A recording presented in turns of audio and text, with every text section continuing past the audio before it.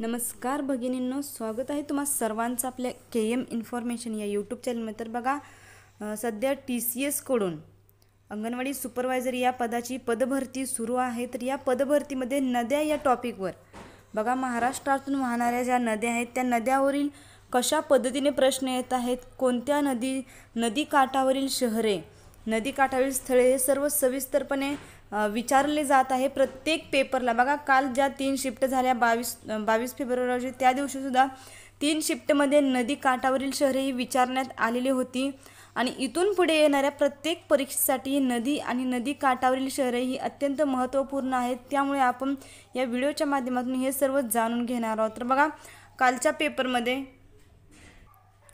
गोदावरी नदीबद्दल विचारण्यात आलेले होते, तसेच तापी नदीबद्दल सुद्धा विचारण्यात आलेले होते। तर आपण महाराष्ट्रातील सर्वच नद्या या टॉपिकवर सर्वच माहिती आता आपण जाणून घेऊ। तर बघा, गोदावरी नदीचं जे कालचा प्रश्न होता त्याचं उत्तर नाशिक होतं। तर गोदावरी नदी ही बघा एकूण 5 जिल्ह्यातून जाते किंवा 5 शहरातून जाते।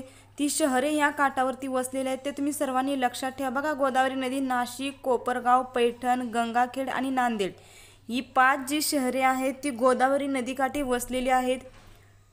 पुढचं बघा, पांझरा नदीकाठी वसलेले शहर म्हणजेच की धुळे। तापी नदी बघा, तापी नदीकाठी वसलेले शहर हे भुसावळ आहे। नाग नदी बघा, नाग नदीच्या किनाऱ्यावर नागपूर हे शहर वसलेले आहे। इरई बघा, इरई नदीवर चंद्रपूर आहे आणि पंचगंगा नदीवर जे शहर आहे ते कोल्हापूर हे शहर आहे।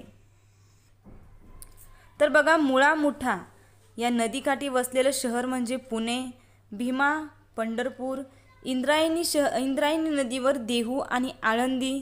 प्रवरा नदीवर बघा संगमनेर, नेवासा आणि कृष्णा नदीवर बघा सगळ्यात जास्त जी शहरे वसलेली आहेत ती कृष्णा नदीवर आणि गोदावरी नदीवर आहेत। त्यामुळे जास्तीत जास्त प्रश्न या TCS आणि IBS पॅटर्ननुसार नद्यांवर येत आहेत आणि जास्तीत जास्त कृष्णा नदी, गोदावरी नदी या दोन्ही नद्यावर जास्त प्रश्न येत आहेत। तर बघा, कृष्णा नदीवर 5 शहरे वसलेली आहेत, वाई, कराड, सांगली, मिरज आणि औदुंबर। हे सर्व तुम्ही व्यवस्थित लक्षात ठेवायचं आहे। आणि ज्या महिलांचे अजूनही अंगणवाडी सुपरवायझर पदाची परीक्षा झालेली नाही आहे बघा, अंगणवाडी सुपरवायझरची परीक्षा ही सुरू आहे, तसेच समाज कल्याणची सुद्धा परीक्षा सुरू आहे। तर ज्यांची कोणाची परीक्षा झाली नाही त्यांच्यापर्यंत हा व्हिडिओ पोहोचवा, कारण की नद्या आणि नद्याकाठील वसलेली शहरे हे खूप महत्त्वपूर्ण टॉपिक आहे आणि या टॉपिकवरच आपण हा व्हिडिओ बनवलेला आहे।